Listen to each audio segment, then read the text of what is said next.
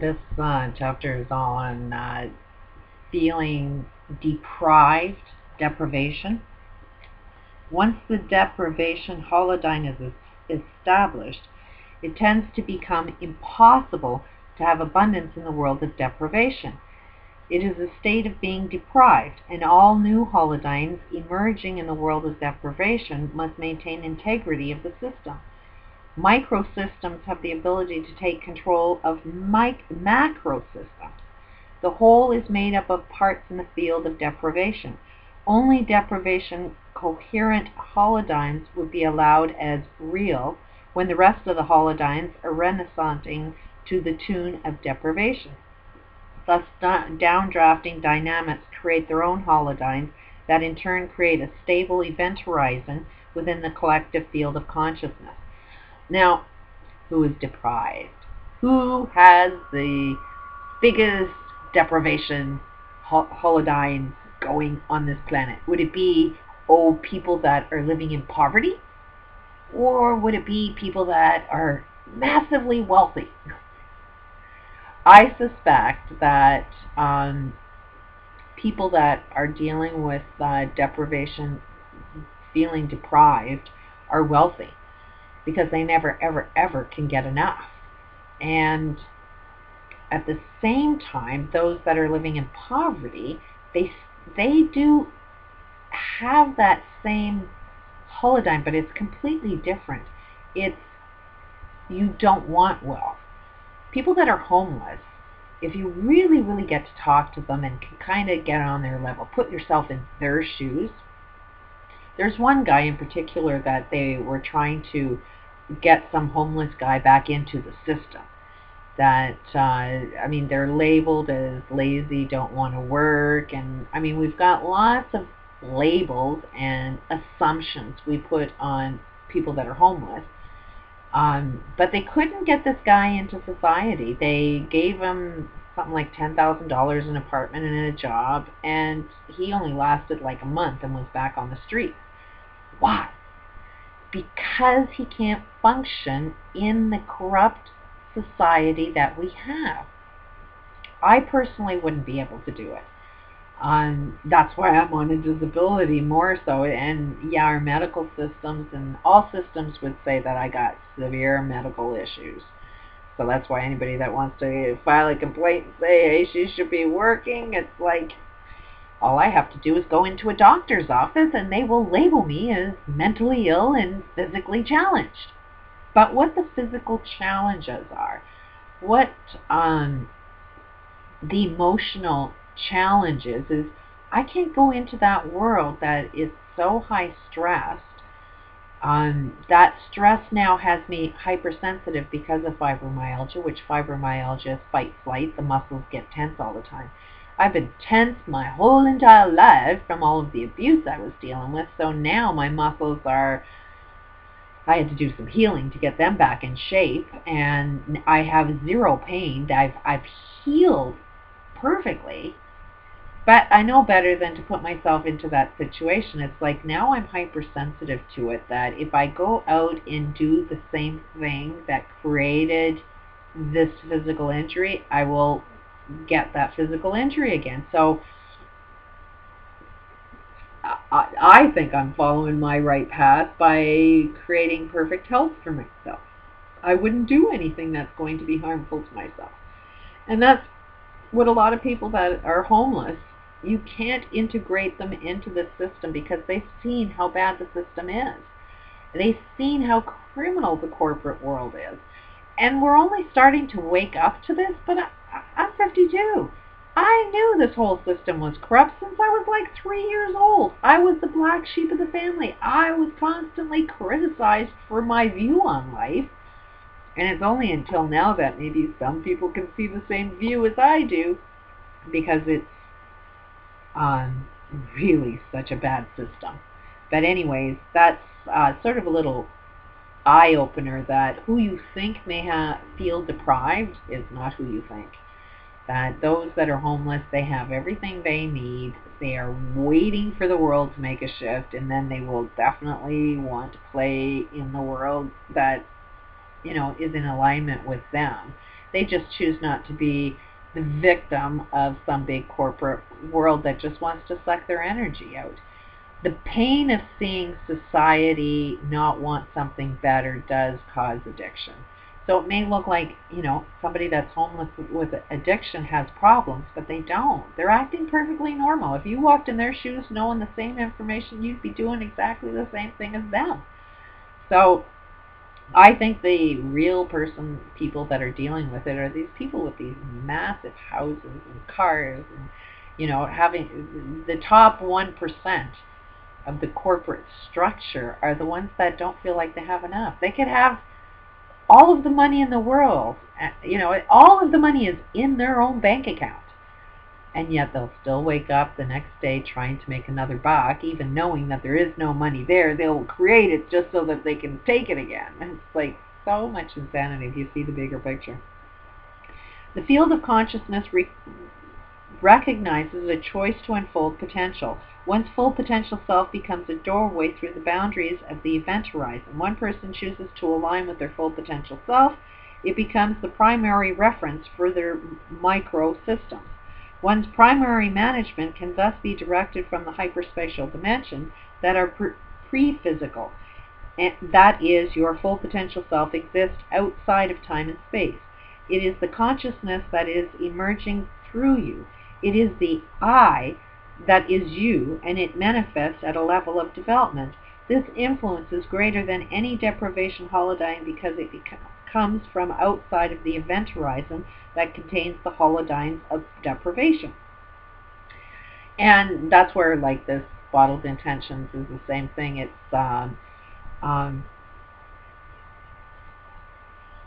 when you take control of what it is you choose to think about, then you create it. I need my thoughts constantly guided, because your thoughts are always constantly guided by the things that influence you. So, the guide that I use is my own personal tool. It's my water. It's my guide that helps me stay where I want to go. And as soon as you are have that guide, then it is, you complain about some shit, so your visual vision is, typically of the future, of everything that's going to be bad in the future that you can predict, or your mind goes off into the past of, well, you did this, and you did that, and you did this, which means you're going to do this in the future, and you're not in your now moment. But if you're in your now moment and you picture what it is you do want, make a complete different change. That whatever it is you're complaining about, well, what is it you do want? Can you jump out of, really analyzing a problem and seeing, all of the devastation that goes with the problem? Can you jump out of that and say, I'd rather have this? You can only recognize a problem if you know what the solution is. You know what the image would look like if it was perfect. It's like we all want world peace, but what does it look like? Can you describe it? If you can't even describe what world peace looks like, technically, really looks like, what are people doing? How is everybody earning a living? On a global level, can you really describe what's going on in a world peace environment? You have to have that vision first. And that is that hyperspace. It's just an imagination. It's just, you can't touch it, can't feel it, but it's still there. It's in your imagination.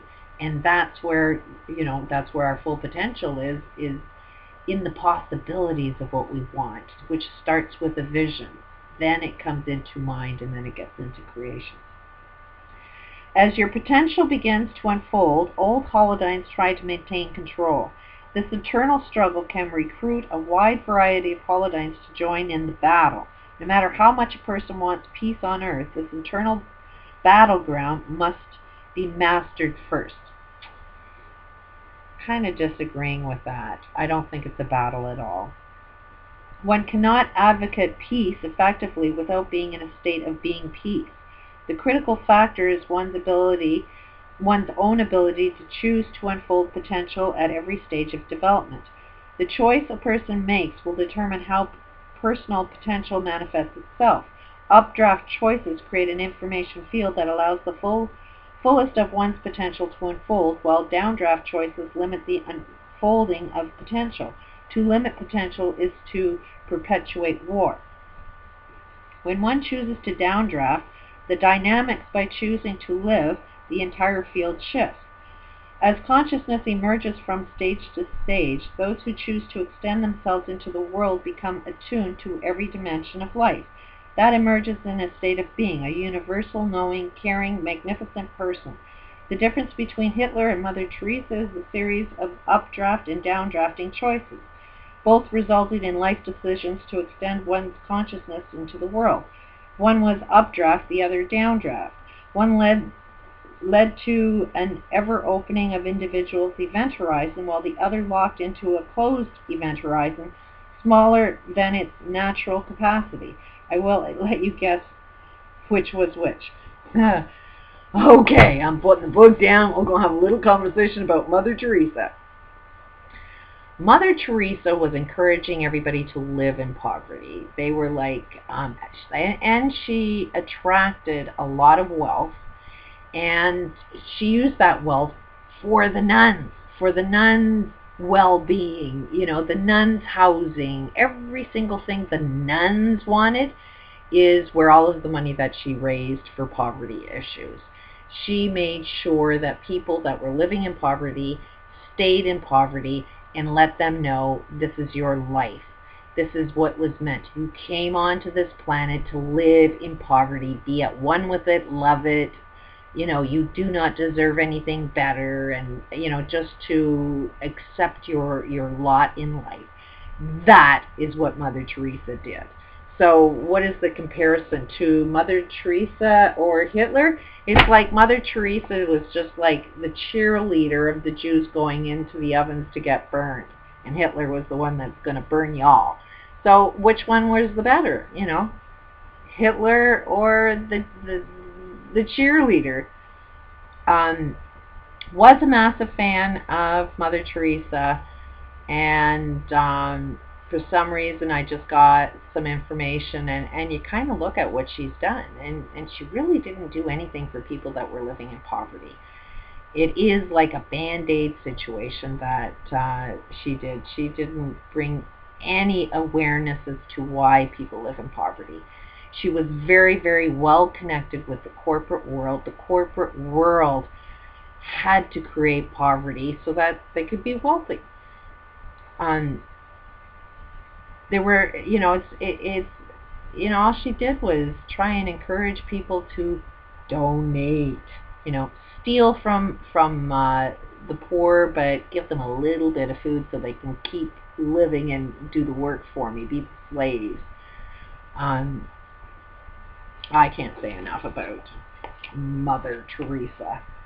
And put in the same words as Hitler is like, and one's better than the other. Let's look at our global situation. Nobody was doing it right if we're here. If somebody was doing right, we'd know about it. If some religion was right, we'd follow it. Every single one of us would have done the right thing if we knew what the right thing was. So what we assumed was the right thing is the direction we always take. Just turns out that everything we thought was right happens to be wrong. Anyways, I'm surprised that Wolf wouldn't have noticed that. But those who choose to extend are flooded with the beauty and magnificence of the universe. They come into a sense of oneness with life, and life responds with new levels of understanding and support. There is nothing to fear in a world of oneness. One does not invite death, but one can live where the bees do not sing and the dogs do not bite. As one continues to hold such a state of being, it is natural to extend one's consciousness into parallel worlds. It becomes possible to sculpt the shape and impact of time itself. Parallel worlds are undeniable when one includes holodynamics. Parallel worlds are part of this reality and are continually interacting with us in all our activities. They hold this reality in place.